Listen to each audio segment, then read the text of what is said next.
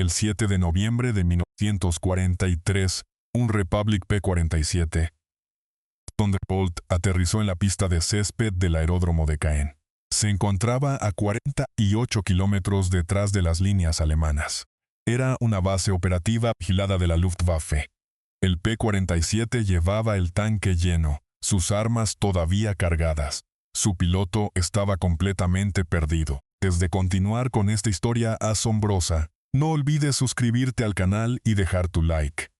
Nos ayuda muchísimo a seguir compartiendo relatos como este. Y ahora, sigamos. Teniente William Roach, del 358º Escuadrón de Caza, 355º Grupo de Caza, había volado hacia el sur aquel día, cruzando el Canal de la Mancha. Su misión era escoltar bombarderos hasta un objetivo en el norte de Francia, pero en algún lugar entre la espesa neblina, el gris de una tarde de noviembre sobre la costa de Normandía, su avión 180 grados sin saberlo. Creía que se encontraba sobre el sur de Inglaterra. Creía que se aproximaba a un aeródromo amigo. Los de abajo parecían setos ingleses. La PI parecía una pista que conocía. Aterrizó el avión. Sus indicadores de combustible lo exigían. Por lo que sabía, estaba en casa. Salió de la cabina. El personal de tierra alemán observó al caza americano en su aproximación final, con la boca abierta. Roach pasó el resto de la guerra en el Stalag Luftpine, de prisioneros en la costa báltica de Alemania. Su avión, número de serie 42-22-4290 de las Fuerzas Aéreas del Ejército, podado Beetle, quedó en la pista alemana, cuadrón, todavía pintado en el fuselaje, intacto, sin tocar. Sus ametralladoras Browning calibre .50 seguían armadas. Pratt & Whitney RA-2800 Double Wasp estaba caliente, chasqueando mientras se enfriaba en el aire de noviembre.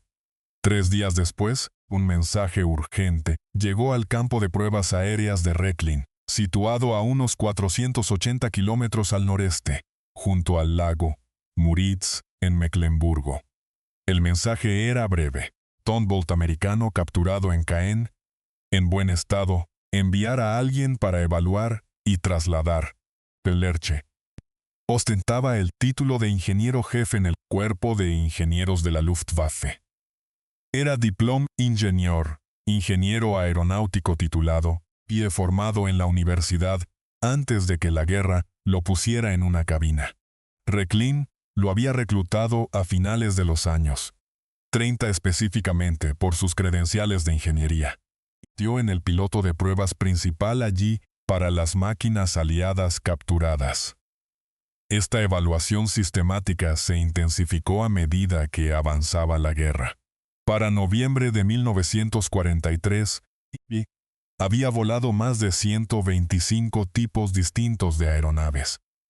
Ese número merece una reflexión. Década de vuelos de prueba en un establecimiento cuyo negocio diario era evaluar máquinas todavía no probadas como seguras, vías tomadas de un enemigo cuyas decisiones de ingeniería no siempre podían deducirse desde fuera. La combinación que hacía valioso a Lerche era específica. Un piloto de pruebas puro, información de ingeniería, podría describir cómo se sentía volar un avión. Un ingeniero que también supiera volar podía describir qué hacía el avión y por qué. Lerche podía hacer ambas cosas.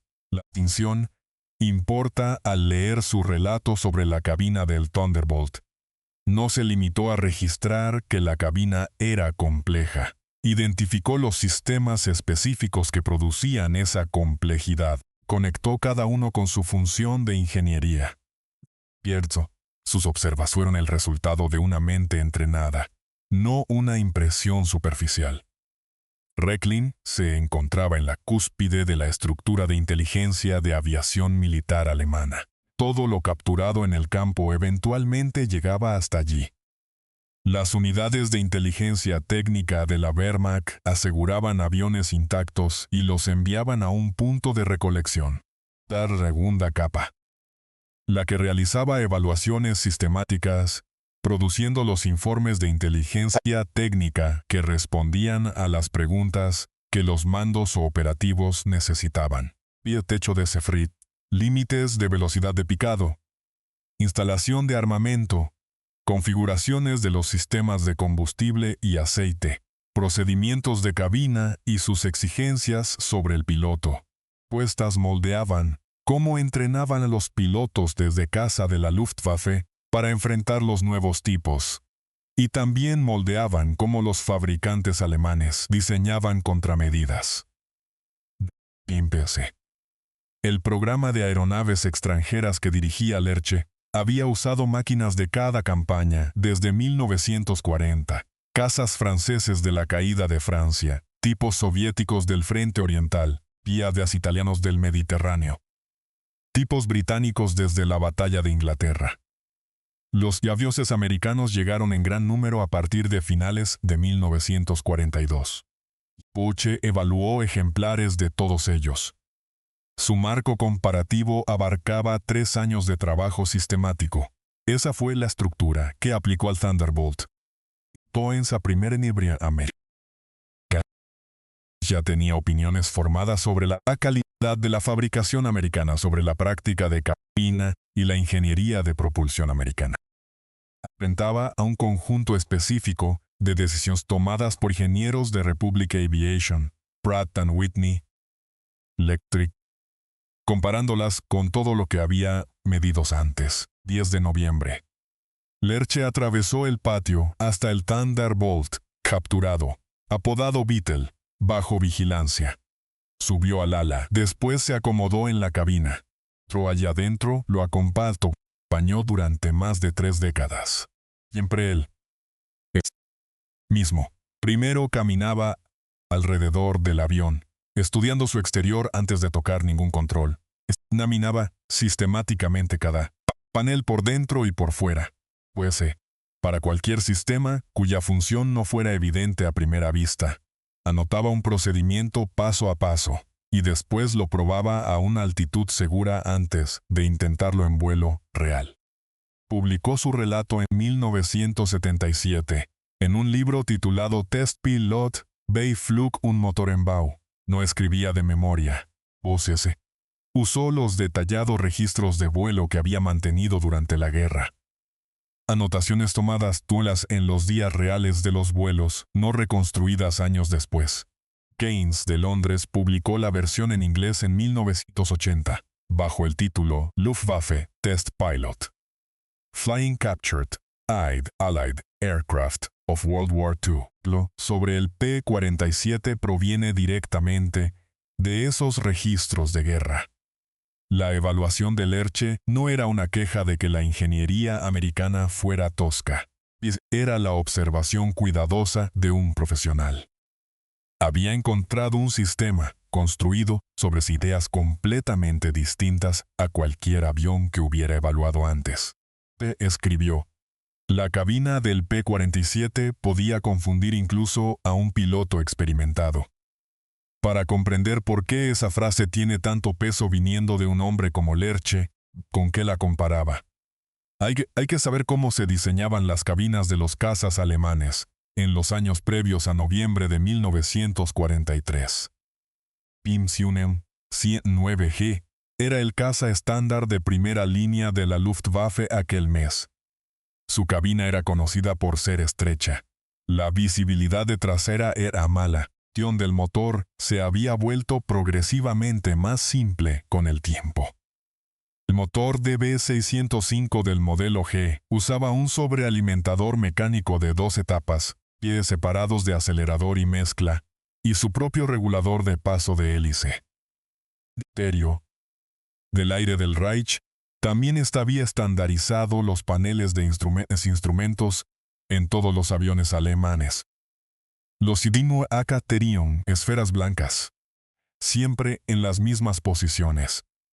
Un piloto de la Luftwaffe que cambiara de tipo de avión encontraría el indicador de velocidad, el altímetro, el horizonte artificial, tacómetro y los instrumentos sastos de presión del motor exactamente donde esperaba que estuvieran.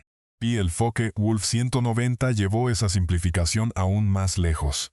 Su motor radial BMW 801 se conectaba a algo llamado Comando Geret Plus, un motor analógico, mecánico que coordinaba automáticamente la posición del acelerador, el paso de la hélice, la proporción de mezcla, paso sobre alimentación y la posición del flap de refrigeración, todo desde una sola palanca de potencia. El piloto del Focke-Wulf movía un solo mando. Positivo se ocupaba de todo lo demás. Eso reducía enormemente la carga de trabajo del piloto. La atención liberada de la gestión del motor podía dirigirse hacia el entorno de combate que se necesitaba. El Comando Geret reflejaba una filosofía de diseño específica: quitarle complejidad al piloto, teter por un sistema mecánico que tomara automáticamente la mejor decisión. Y los pilotos Basudarfua no podían gestionar de forma confiable 5 variables interdependientes al mismo tiempo. Puesta correcta era reducir esas 5 variables a una sola. Republic Aviation y Pratt & Whitney tomaron la decisión opuesta. DCD. Piloto control directo sobre los sistemas indicadores. Cada variable. Controles dedicados permitían cada ajuste. PIA. Su filosofía no era que los pilotos no pudieran manejar la complejidad. Era que los pilotos que comprendían el sistema podían obtener de él un rendimiento que la automatización no podía prever. Filosofías tenían sentido. Ambas producían aviones de combate eficaces, pero creaban cabinas que no podrían ser más diferentes. Y la gran brecha entre esos dos enfoques era la experiencia que Lerche documentaba ahora, o Sabina, construida sobre suposiciones de diseño que no tiene igual en nada que Recklin hubiera evaluado antes. El diseño del P-47 Thunderbolt giraba en torno a su motor. Pratt & Whitney Air 2800 Double Wasp, 18 cilindros después 2 filas, refrigerado por aire. Este motor producía 2000 caballos de fuerza en vuelo normal. De potencia militar, aumentaban esa cifra, y la potencia de emergencia de guerra, usada en ráfagas cortas, iba aún más allá del límite militar. Ya el motor, refrigerató por aire más potente en servicio en noviembre de 1943. Y la evidencia del uso en tiempo de guerra mostraba que también ACO era uno de los más confiables. Y Hellcat lo había demostrado en el Pacífico. El Corsair había hecho lo mismo, y el propio Thunderbolt lo estaba demostrando en Europa. Desde la primavera de 1943, turmotor Double Wasp usaba un turbocompresor General Electric C-23. Este no estaba en la cubierta del motor, sino detrás de la cabina, en la parte inferior del fuselaje. Cape recorrían toda la longitud del avión, del motor a la turbina y de vuelta. Este turbo era impulsado por los gases de escape, trayendo energía del flujo de escape que de otra forma se perdería como calor residual.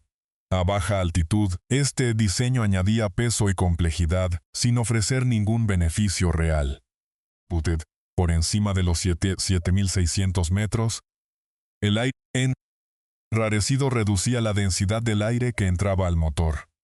Un sobrealimentador normal perdía eficacia allí.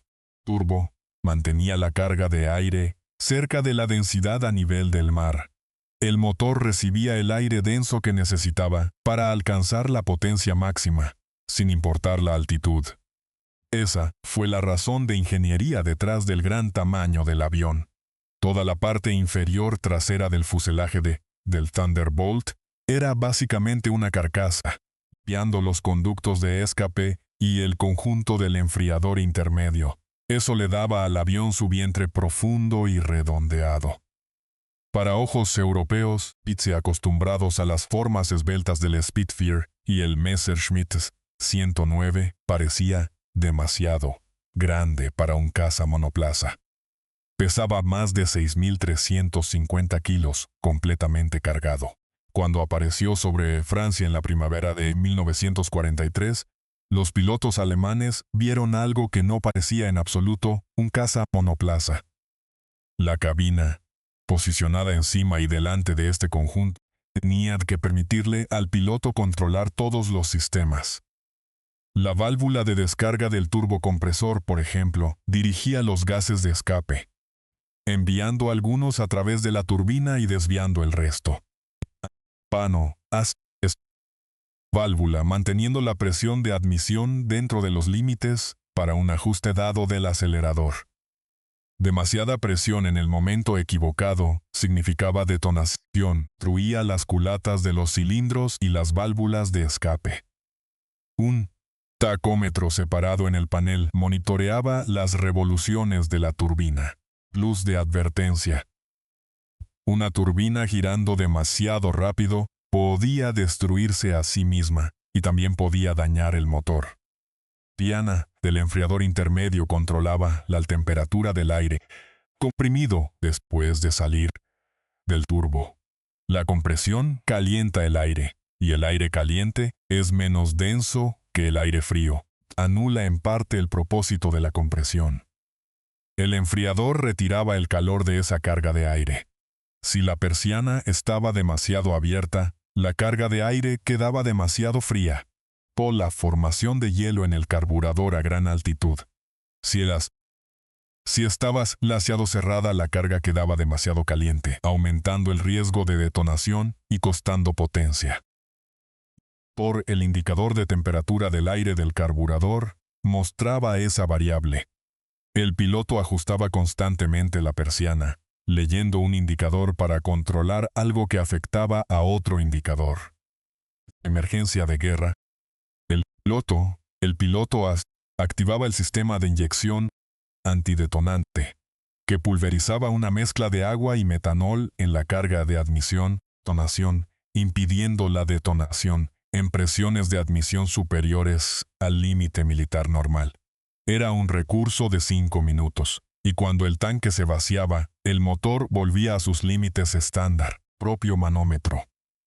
La hélice de velocidad constante se controlaba eléctricamente, con una palanca de revoluciones separada. El acelerador y las revoluciones estaban vinculados en tareas distintas.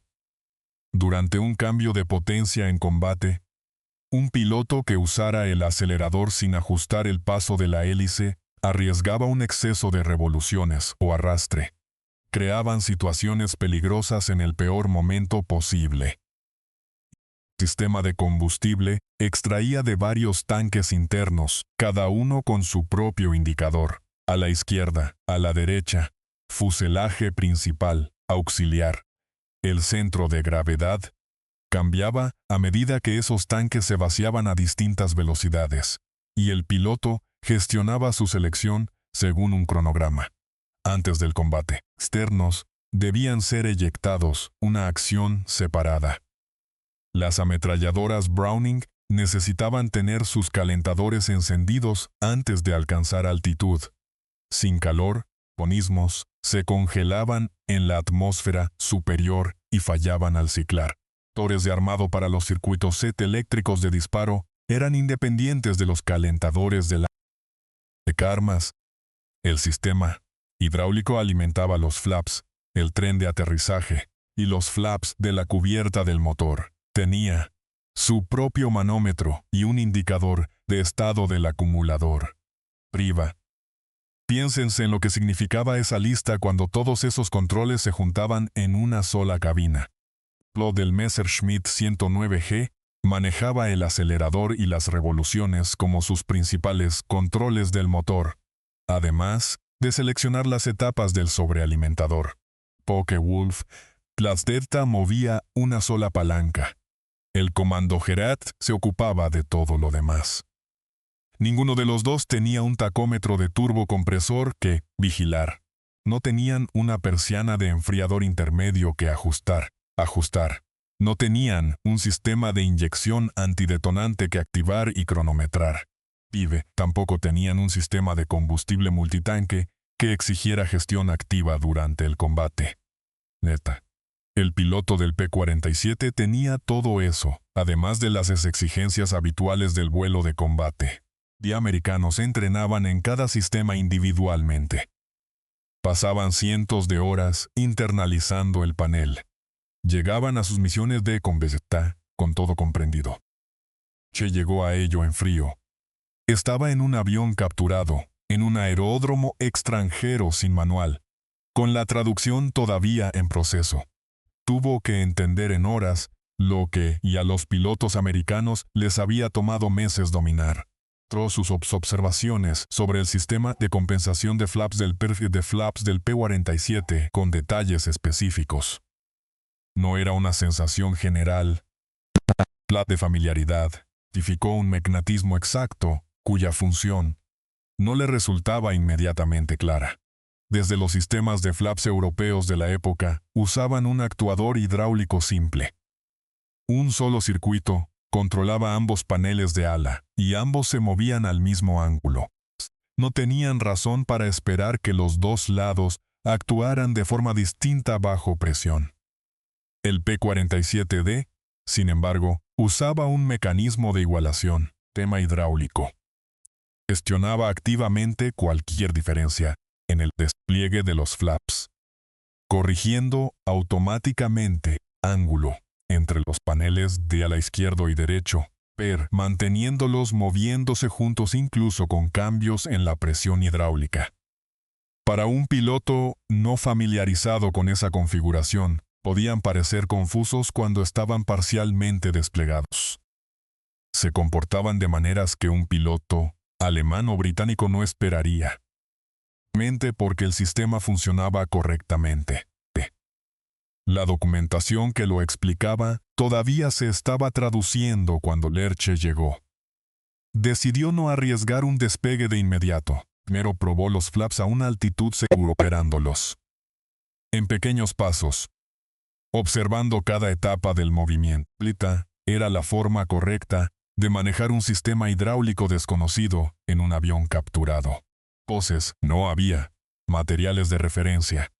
Eso mostraba lo que exigía la cabina del P-47 y cuidadoso. Incluso el evaluador más experimentado de la Luftwaffe, necesitaba ese enfoque metódico antes de confiar en el avión. El panel de instrumentos del P-47 tenía unos 30 medidores, luces e indicadores separados.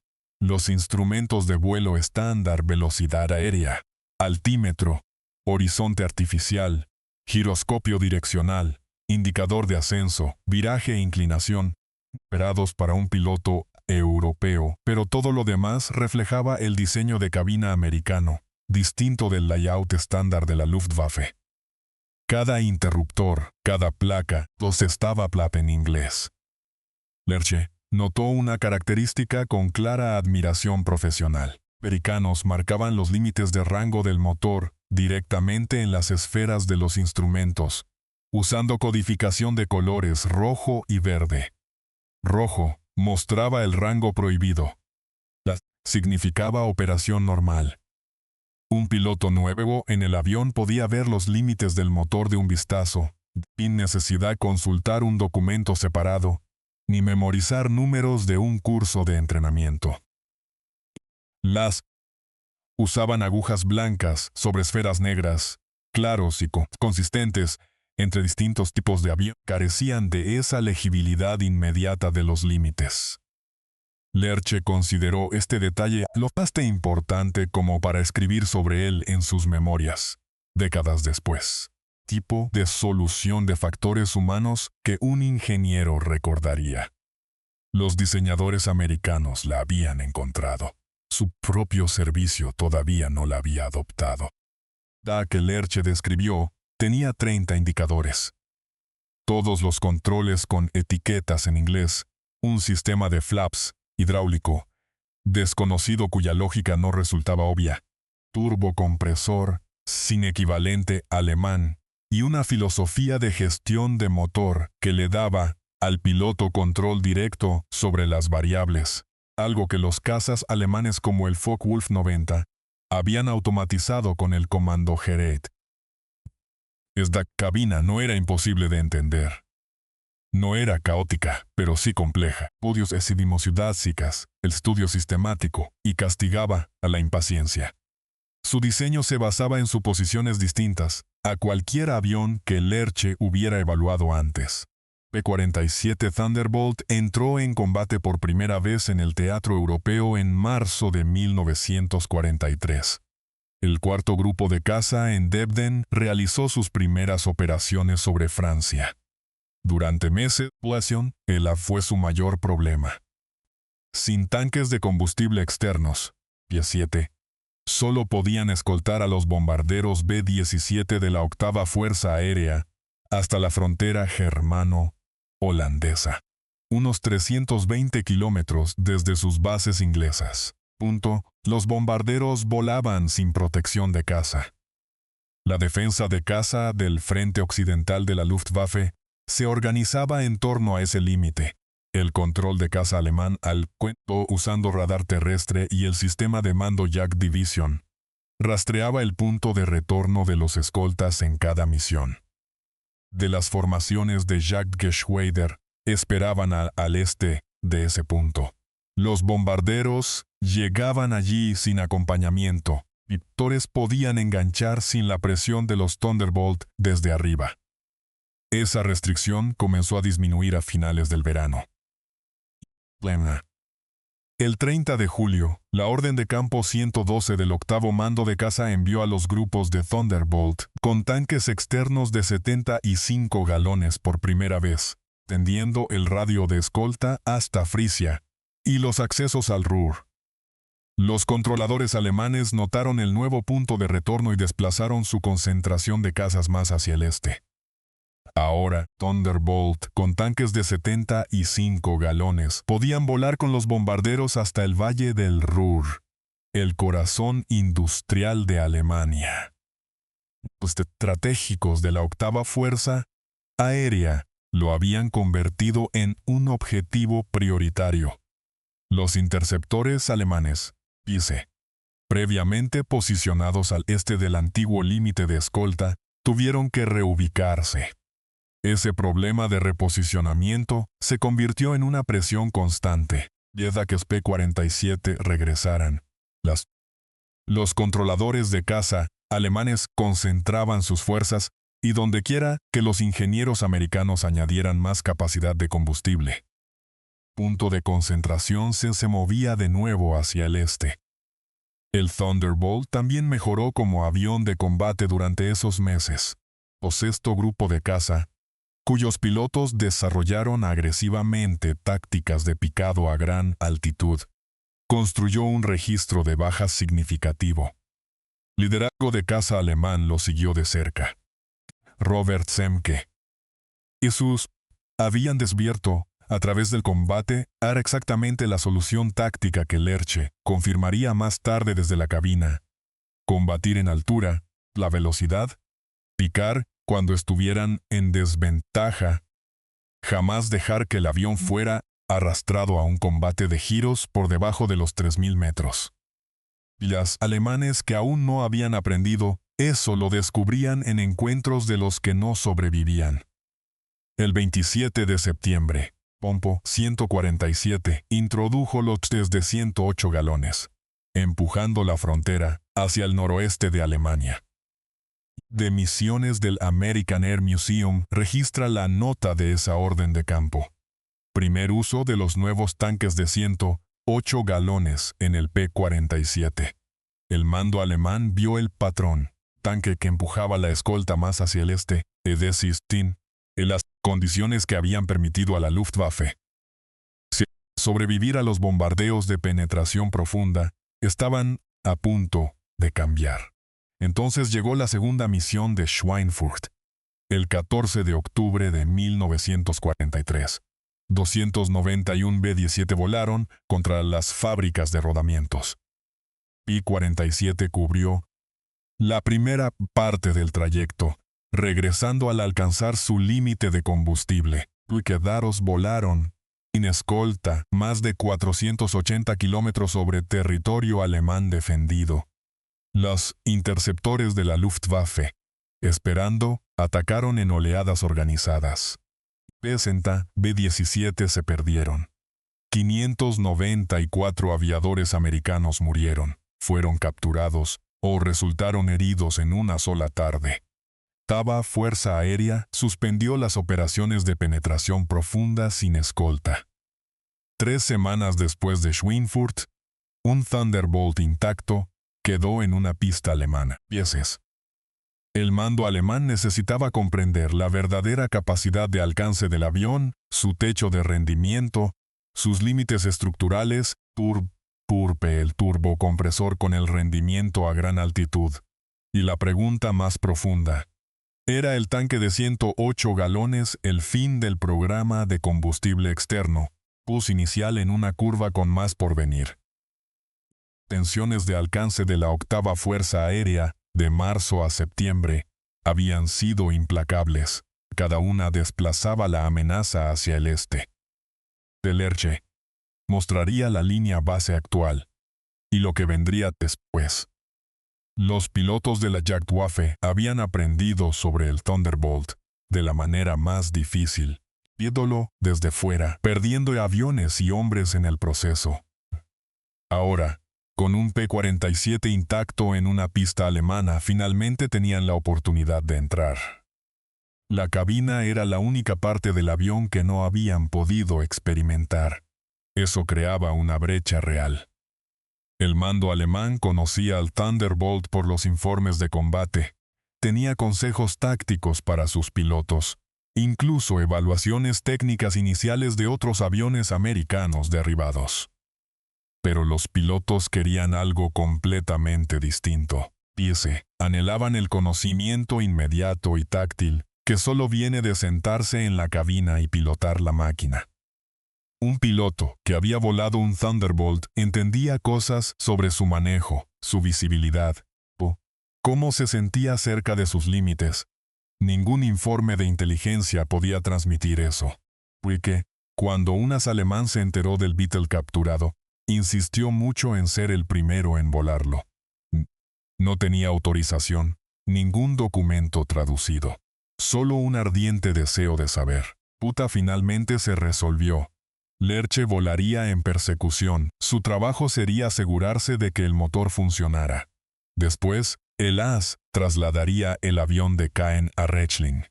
Aquella tarde, piloto sin nombre, voló el Thunderbolt con éxito, confiando en lo que Lerche le había checks de los indicadores, usando también las marcas de límite catacos codificadas por colores americanas, y ahí mismo en las esferas de los instrumentos. Eso dice algo importante.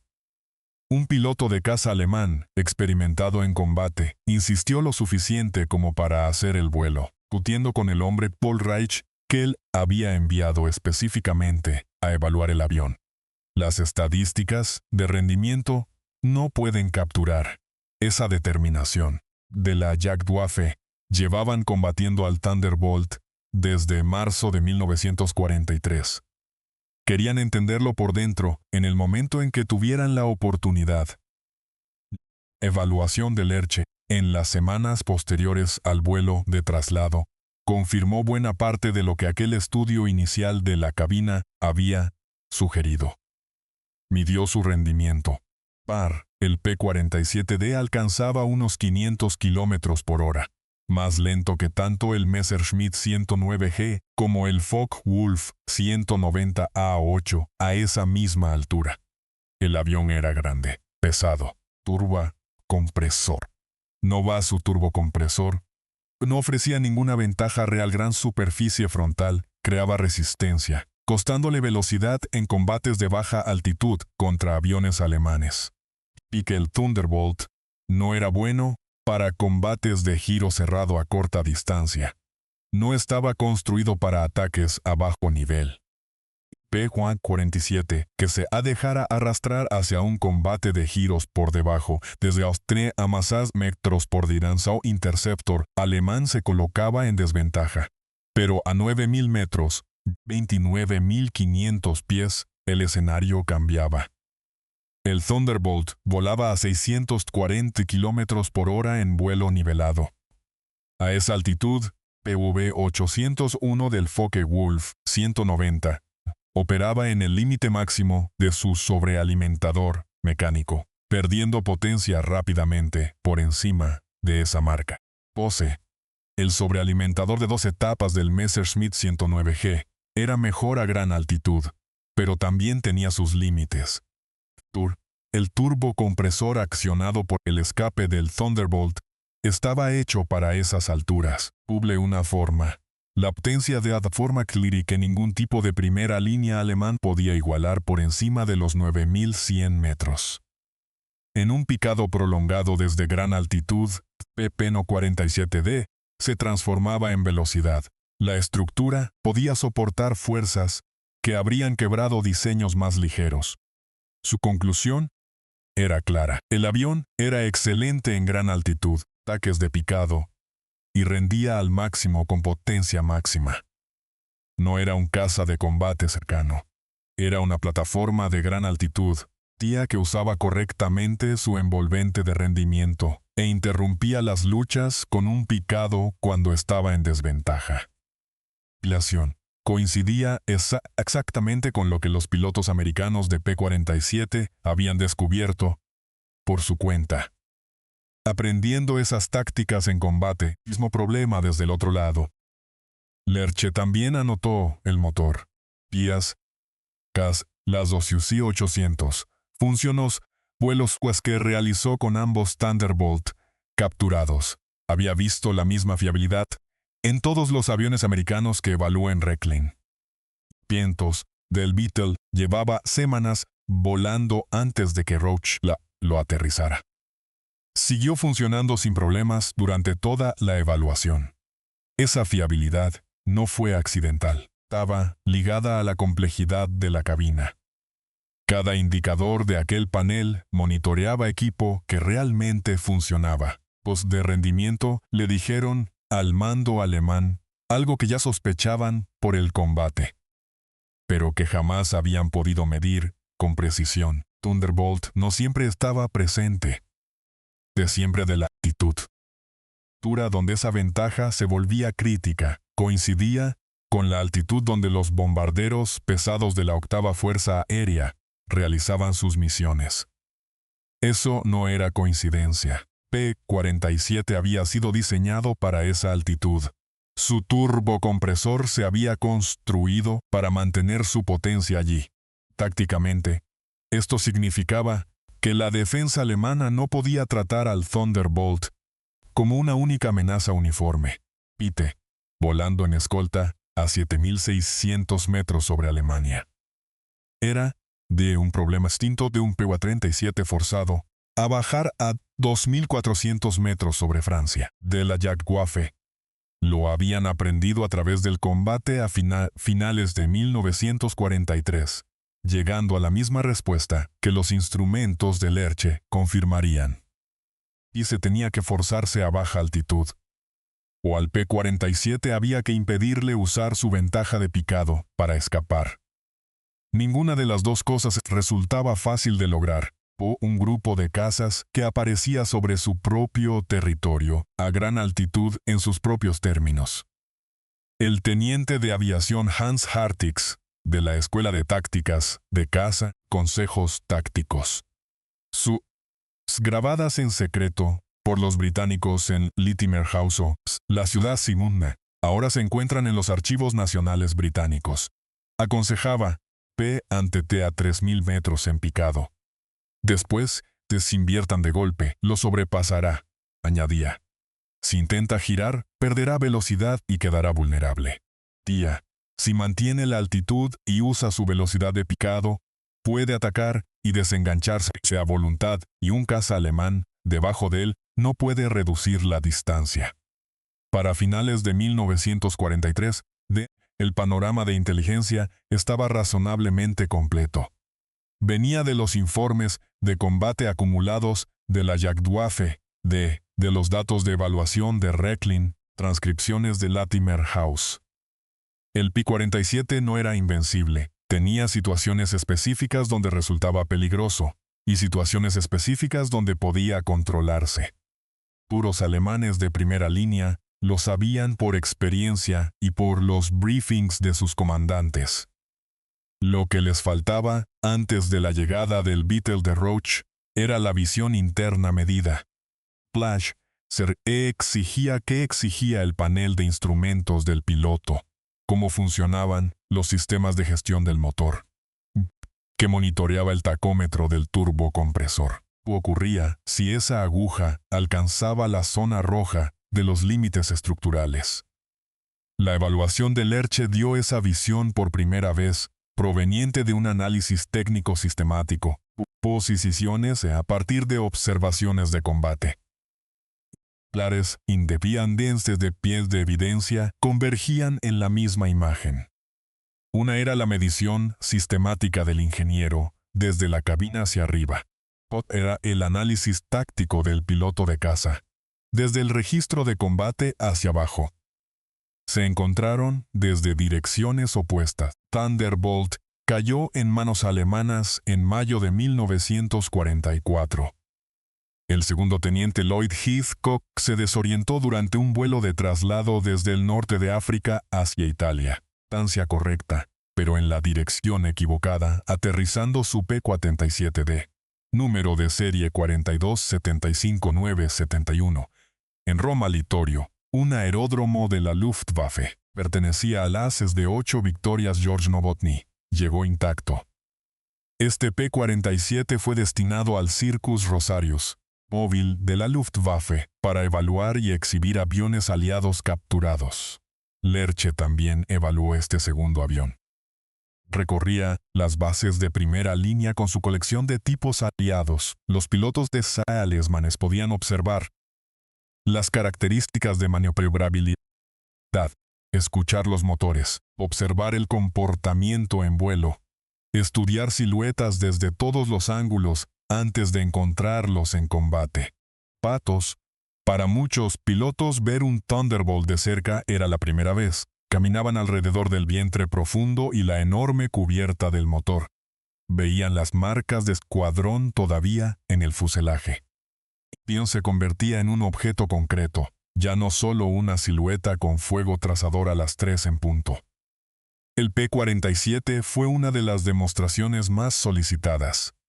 44 ya había superado el trabajo de escolta. Realizaba misiones de ataque a tierra a baja altitud, atacando aeródromos, patios ferroviarios y columnas de carretera. Los alemanes que lo encontraban en esta función veían una versión distinta del avión que Lerche había evaluado en Rechlin. El motor y la cabina eran los mismos. Las condiciones neutralizaban su ventaja en gran altitud. Su durabilidad bajo fuego se convirtió en su característica principal. Piense, la Double Wasp había sido diseñado para absorber daño. Que funcionaba sin presión de aceite el tiempo suficiente para llevar a un piloto de vuelta a casa. Refrigerados por líquido se habrían detenido en minutos. Los motores radiales refrigerados por aire no fallaban catastróficamente de cuando se cortaba una línea de refrigeración. Positiese. Eso significaba que el avión regresaba de combates que deberían haberlo derribado. Las demostraciones del Circus Rosarius intentaban dejar clara esa durabilidad. Necesitaban decidir cuándo un P-47 estaba realmente incapacitado, no solo alcanzado. El P-47D que Lerche evaluó primero era una variante de producción anterior. Aviation ya fabricaba versiones mejoradas. La octava Fuerza Aérea las recibía tan rápido como la industria americana en tiempos de guerra podía producirlas. El programa de tanques de combustible externo se había empujado el radio de escolta desde cero hasta la frontera germano-holandesa en 8 meses. Más extensiones de alcance estaban por llegar. Y se empiece. La evaluación de Lerche mostraba la línea base, pero también insinuaba el sistema industrial que la había construido. Un panel con 30 instrumentos significaba que los diseñadores confiaban en poder fabricar 30 instrumentos, cada uno cumpliendo la tolerancia y fiabilidad exigida. Para un avión de combate sobrecargado a gran altitud, Las marcas de límite codificadas por colores exigían que los fabricantes de indicadores produjeran marcas consistentes y legibles de resistir la vibración de un motor radial de 18 cilindros. La ciudad pisada, las Ciufleps exigían componentes hidráulicos maquinados con tolerancia y de mantener presión consistente a través de temperaturas extremas a gran altitud. El sistema de inyección antidetonante exigía un tanque de agua y metanol, una bomba, boquillas inyectoras, un indicador de presión y un mecanismo de entrega. Todo funcionando de forma fiable justo cuando un piloto necesitaba potencia máxima. Cada uno de esos sistemas había sido probado, certificado, instalado y enviado a través del Atlántico, en cantidad suficiente para equipar a cientos de aviones, para noviembre de 1943. Fuerza Aérea no volaba un solo 47D, volaba cientos. Múltiples bases por toda Inglaterra los lanzaban varias veces por semana. Detrás de ese ritmo operativo no era visible en la cabina. No aparecía como una lectura de indicador, pero la condición del avión lo implicaba. Desgastado por la guerra, un aterrizaje de emergencia, había permanecido en una pista extranjera durante 3 días. Y todavía estaba listo para volar. El motor funcionó sin incidentes cuando lo encendieron. Ese hecho, registrado en sus memorias, es la contrapartida silenciosa de la complejidad de la cabina. Hablaba mucho de la ingeniería americana. Tras del panel, la máquina Nadel-Dahl había sido construida con el mismo estándar que el propio panel. Lerche escribió sobre esa calidad a lo largo de todas sus memorias específicas. No usó comparaciones industriales específicas, dio evidencia dada a través de la observación profesional. Y americanos funcionaban con suavidad. Los sistemas hidráulicos americanos funcionaban de forma confiable. Los aviones americanos que llegaban a Recklin eran máquinas de combate, de servicio operativo. Y aún así funcionaban dentro de sus especificaciones de diseño. Eso mostraba un sistema industrial operando a escala. El sistema alemán, en 2 frentes y golpeado por los bombardeos aliados, encontraba mucho más difícil igualarlo. Las memorias de Lerche no defienden este argumento directamente. Era un piloto de pruebas registrando aviones, no un historiador económico. Pero la evidencia se acumula en cada capítulo. Y el capítulo del P-47 forma parte de ello. Citaba a un profesional como él para estudiarla antes del vuelo. Y también era una cabina que funcionaba de forma fiable. Sus instrumentos leían correctamente. Sus sistemas funcionaban en una máquina pilotada por un piloto. Desorientado, aterrizada en una pista extranjera y dejada al frío de noviembre durante 3 días. El mejor hombre del Reich subió y encendió el motor. El programa oficial de pruebas de Recklin para el P-47D duró semanas después de la llegada del avión. Comenzó con un análisis detallado de los sistemas del avión en tierra. Revisaron el motor, después la cabina pasando por los sistemas hidráulicos, líneas de combustos, sistemas y armas y equipo de navegación. Los equipos prepararon tarjetas de cabina traducidas. Construyeron un programa de vuelo de pruebas para evaluar el avión desde el nivel del mar hasta su altitud máxima de operación. Los ingenieros midieron su velocidad a diferentes altitudes de ascenso, su techo de servicio y su velocidad máxima de picado. También evaluaron su manejo, verificando la estabilidad y el control a lo largo de todo su rango de vuelo, incluyendo cómo se comportaba al entrar en pérdida, y las formas específicas en que su sistema de turbocompresor manejaba los cambios de altitud y potencia. En de aviación de Rechlin, que después pasó por la red de inteligencia de la Luftwaffe, operativas a las salas de briefing de los Jagdgeschwader, cuidadoso de Lerche, basado en mediciones sistemáticas y registrado en sus propios registros de vuelo, REMSE, formó el núcleo técnico de todas las evaluaciones posteriores de la Luftwaffe sobre el P-47D. Estas evaluaciones se basaban en conocimiento directo y de primera mano, observaciones de combate. Cuando Hartix y sus colegas oficiales daban sus briefings sobre las fortalezas y debilidades del Thunderbolt, detrás de sus consejos, provenían, en parte, de la evaluación de Rechlin y del propio Lerche. Había sentado en aquella cabina y había descubierto qué hacía cada instrumento incluso antes de encender el motor. Pero el contexto más amplio de noviembre de 1943 también formaba parte del registro técnico de Lerche. No podía saber entonces, posta que el problema de la escolta de largo alcance estaba a punto de resolverse mediante un avión completamente distinto, el North American P-51 Mustang, pida con el motor Rolls-Royce Merlin y con un sistema de tanques de combustible desechables. Pronto tendría alcance suficiente para volar hasta Berlín y regresar. Pisones de escolta operativa con la octava Fuerza Aérea en diciembre de 1943. Para febrero de 1944, llevaba a los bombarderos hasta los objetivos más profundos de Alemania, Posierte, que habían permitido misiones como Schweinfurt, obligaban a la Luftwaffe a posicionar sus interceptores al este del punto de retorno del P-47, aparecido para la primavera de 1944. El trabajo del Thunderbolt cambiaría. Mientras el P-51 asumía las misiones de escolta de largo alcance, P-47 pasaron al ataque a tierra. La estructura robusta del avión y su capacidad de soportar daño de batalla lo volvieron perfecto para ese papel, cualidades que Lerche había notado en la cabina, en Caen.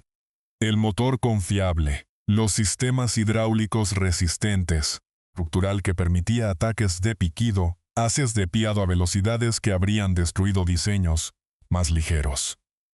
Factores lo convirtieron en uno de los aviones de ataque a tierra más eficaces de la campaña europea de 1944 y 1945. El futuro era visible desde la cabina el 10 de noviembre. Escuda era el panel de instrumentos.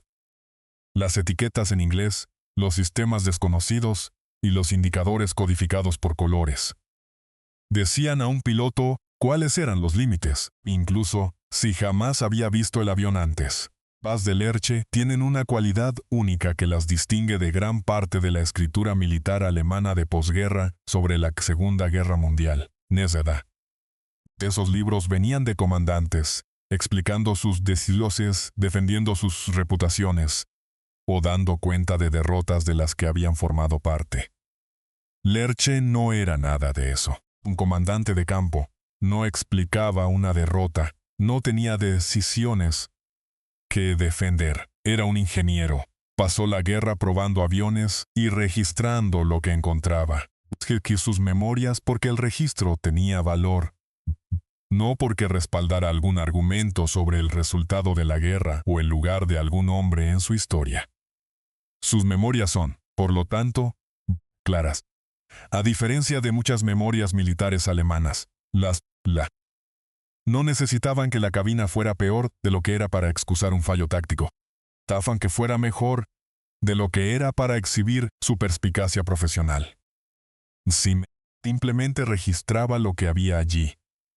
La cabina era compleja de maneras específicas que Lerche identificó con claridad.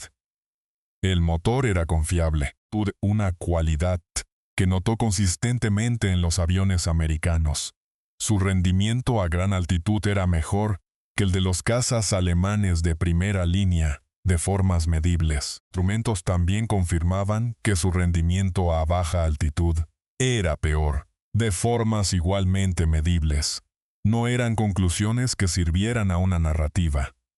Eran mediciones. Pine el documento. El evaluador más habilidoso de aviones capturados del ejército alemán dejó atrás no un juicio, no un mito, no un registro. Hans Werner Lerche, PAL evaluador de aviones capturados en Rechlin, nació en 1914 y murió en 1994. Vuelo originales y documentos personales se conservan en la Militarishistorische Sammlung Blechfeld, una colección de historia militar en Baviera. Sus memorias, Beiflug und Motorenbau, se publicaron en 1977. La versión inglesa, Luftwaffe Test Pilot, Flying Captured Allied Aircraft of World War II, siguió en 1980. Ambos libros describen la misma carrera cuidadosa.